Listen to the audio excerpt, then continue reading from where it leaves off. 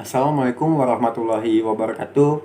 Perkenalkan, nama saya Muhammad Failas Fiaskari dari kelas 11 IPA 9. Marilah kita ucapkan puji syukur kita kepada Allah Subhanahu wa taala karena kita masih diberi kesempatan kepada Allah untuk bisa melakukan kegiatan belajar.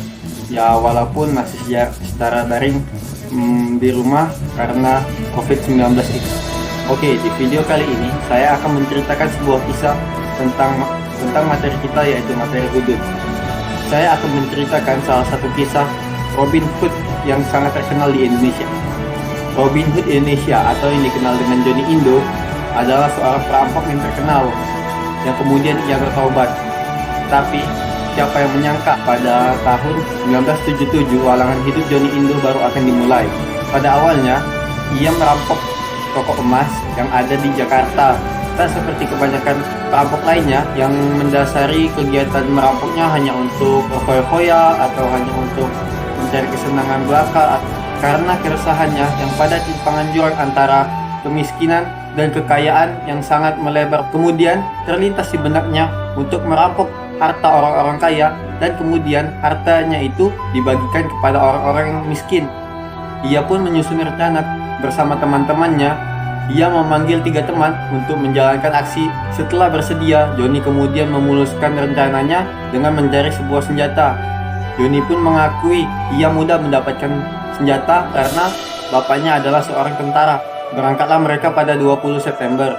Setelah merampas sebuah sedan, ia pun kemudian menuju toko emas yang ingin ia rampok tersebut, yang berada di Tanah Abang, Jakarta, yang menjadi target pertama pencuriannya tersebut.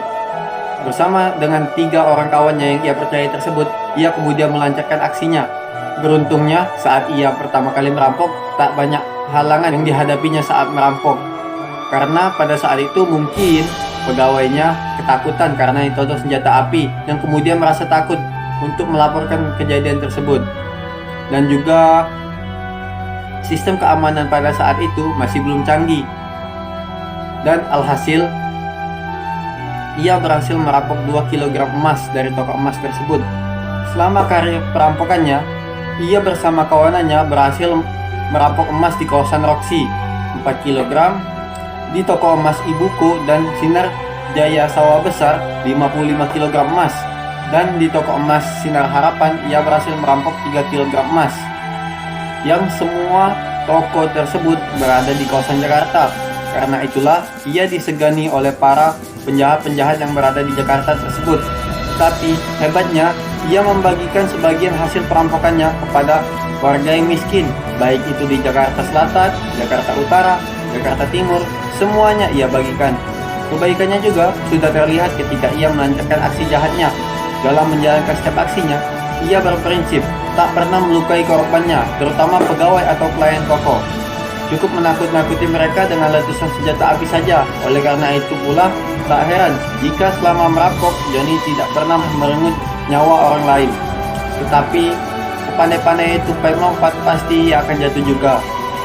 Pada tanggal 26 April 1979, Johnny diringkus oleh pihak kepolisian, dan di pengadilan ia dijatuhi hukuman 14 tahun penjara. Setelah bebas, ia kemudian ditawari untuk bermain film. Film pertamanya berjudul Johnny Indo, kisah nyata seorang narapidana, yang kisah tersebut terinspirasi dari kisah hidupnya dan juga terinspirasi dari pelariannya dari penjara Nusa Kambangan. Tapi sayang, tak lama setelah ia berhasil kabur, ia kemudian kembali lagi memasuki penjara. Ada juga kisah unik dari Johnny Indo. Ia memeluk agama Islam sekitar tahun 90-an, dan setelah itu ia pun mengganti namanya menjadi Umar Billah karena ditawari naik haji oleh Pangeran Arab.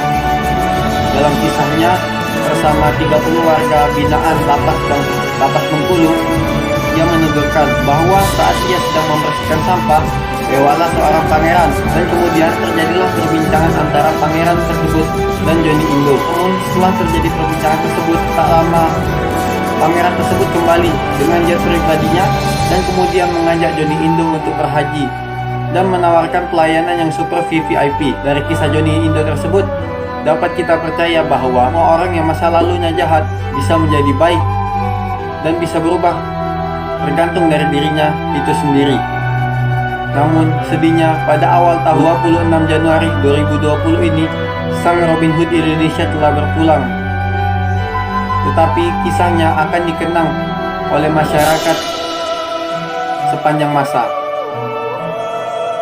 Tetapi untungnya sebelum ajalnya menjemput, ia telah bertaubat dan menjadi orang yang lebih baik. Mungkin sekian cerita dari saya. Bila ada salah-salah kata saya mohon maaf, dan kepada Allah saya mohon ampun. Wassalamualaikum warahmatullahi wabarakatuh.